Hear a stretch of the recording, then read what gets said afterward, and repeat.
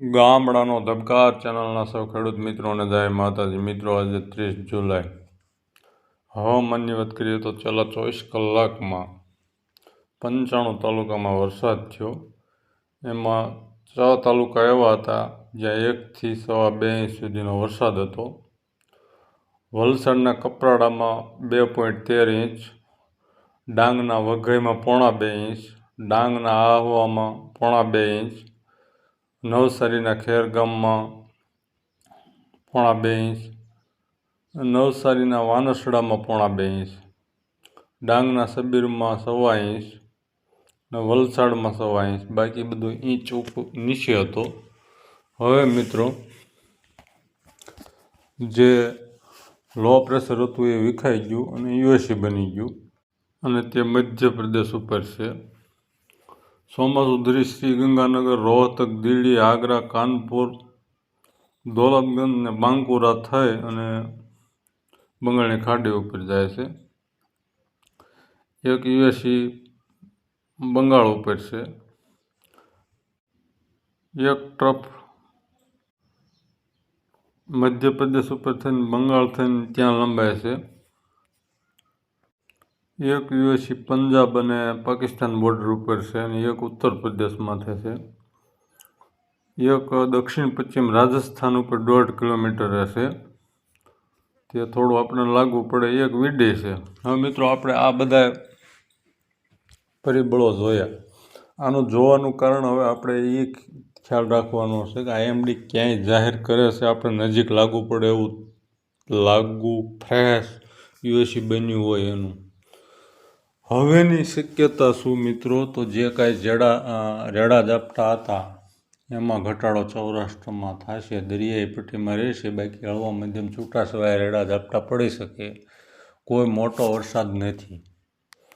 હવે આગળ શું એની વાત કરીએ તો મિત્રો, ક્યાંય દૂર દૂર સુધી મોટો વરસાદ દેખાતો નથી. પણ આપણે મોડલોના ક્યાંય પણ સંકેત આપે એને ચાલુ રાખવા પડશે. આપણે આપણા પિયત કામ ચાલુ રાખવા, બધા કામો ચાલુ રાખવા, પણ કોઈ સંકેત કે સિગ્નલ મળે તેનું અનુમાન તો કરવું જ. હવે આપણે 30-40% જે અનુમાન છે એનું 30-40% શક્યતા ગણીને ચાલવી તો આ જે મધ્યપ્રદેશમાં અત્યારે લો પ્રેશરમાંથી યુએસી બન્યું તે આગળ ચાલે છે, રાજસ્થાન ઉપર આવી અને એક મોડલ યુરોપિયન મોડલ જે એઆઈ આધારિત છે એ થોડું નીચે લાવે છે. એટલે 3-4 તારીખ સુધી શક્યતા બતાવે છે હળવા મધ્યમ વરસાદની સૌરાષ્ટ્ર કચ્છમાં પણ એને કોઈ ફાઇનલ માની લેવાનું નથી. આપણે એના સંકેતોને આશાવાદ રાખવાનો છે. હાલ મગફળીમાં હુયા ઉતરવાનો ટાઈમ છે. પિયતની જે જરૂરિયાત હોય તેને આપવું જ.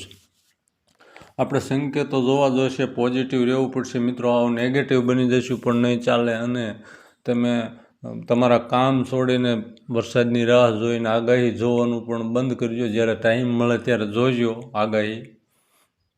કારણ કે મોટા વરસાદના કોઈ સંકેતો મળતા નથી. કુદરતમાં અણધાર્યા ફેરફારો થતા હોય છે. આપણે સંકેતો પકડવાના છે અને દરરોજ આઈએમડીના મિડ ડે બુલેટિન જોઈશું. વિડીયો કોમેન્ટમાં મૂકશું બપોર પછી. મિડ ડે બુલેટિનના 6ના વિડીયો આપશું, સંકેતો પકડશું. પણ મિત્રો, જે વરસાદ ન થવાના કારણો વિજ્ઞાન ગમે તે આપે, આપણે હવે વિજ્ઞાન આધારિત થઈ ગયા. આપણે આપણું દેશી અનુમાન જે વડીલો લગાડતા તે પણ લગાડવું જરૂરી છે. કારણ કે મિત્રો, આપણે આટલો ઠંડો પવન સ્પીડમાં, અમારા વિસ્તારમાં આ પવન અત્યારે જે વાય એને ગિરનારી કહે. તમારા વિસ્તારમાં શું કહે એને કોમેન્ટમાં લખજો. આ પવન સ્પીડવાળો ઠંડો હતો. એટલે મિત્રો, આપણે દેશી અનુમાન મુજબ એવું લાગી રહ્યું છે. વિજ્ઞાનના કારણો અલગ છે, પણ આ ઠંડા પવન કોઈ બફારો આપણને થયો નથી. બફારો 4-5 દિવસ થયા પછી આ પવનને ઠંડો પવન હોય તો નડતું નહીં હોય. બાકી બફારા વિના આ ઠંડો પવન સ્પીડમાં હોય એટલે વરસાદ નહીં થઈ શકતો હોય. એવું આપણું દેશી અનુમાન અત્યારે લાગી રહ્યું છે. ભલે 2-4-5 દિવસ આપણને સારો એવો બફારો થયા પછી આ પવન નડતો નહીં હોય. બાકી વિજ્ઞાન તો એમ જ કહેશે કે આ પવન નડે નહીં, ઠંડુ હવામાન અહીંયા નડે નહીં. ઉપરની પરિસ્થિતિ અલગ હોય. ઉપરની પરિસ્થિતિમાં મિત્રો જો ભેજ જોવા જઈએ તો હતો, પણ જે અસ્થિરતા એ મોડલો જે બતાવી સૌરાષ્ટ્ર ઉપર તે અસ્થિરતા આવી પણ ન હોઈ શકે પવનની. જે એ બતાવતા હતા એ એક અનુમાન જ હોય, એ આવી ન શકી હોય, અથવા ભેજ ઓછો હોય પણ ભેજ પૂરેપૂરો બતાવતા ઓછો ન હોવાનું કારણમાં એવું પણ લાગે તો ગુજરાત રિજનમાં 10 ઇંચ વરસાદ પડ્યો. હવે મિત્રો આપણે દરરોજ આઈએમડીનું બુલેટિન જોતા રહીશું, ક્યાંય નવું યુએસી બને તે જોતા રહીશું. કોઈ નવી સિસ્ટમ હાલ કોઈ લાગતું નથી, છતાં આઈએમડીના બુલેટિનમાં બને તો અત્યારમાં વાદળો, મુખ્ય વાદળો તે યુએસી જે લો પ્રેશર હતું એના રાજસ્થાનના નીચલા ભાગથી ગુજરાત અને સૌરાષ્ટ્રના અમુક ભાગ સુધી કવર કરી રહ્યા છે, પણ વરસાદ જેવું કાંઈ છે નહીં. આશા અમરશે રાખજો. આપણે કામ કરતા રહ્યો, પિયત આપતા રહ્યો, અને આગળ કાંઈ ફારફેર રહેતા હશે આપણે એની ઉપર નજર રાખતા રહીશું. અને તમને જેવી કાંઈ સિસ્ટમ કે સિગ્નલો હશે ત્યાં તરત બધું મળી જ જશે સોશિયલ મીડિયામાં. ચેનલને સબસ્ક્રાઈબ કરજો, વિડીયોને લાઇક કરજો અને શેર કરજો.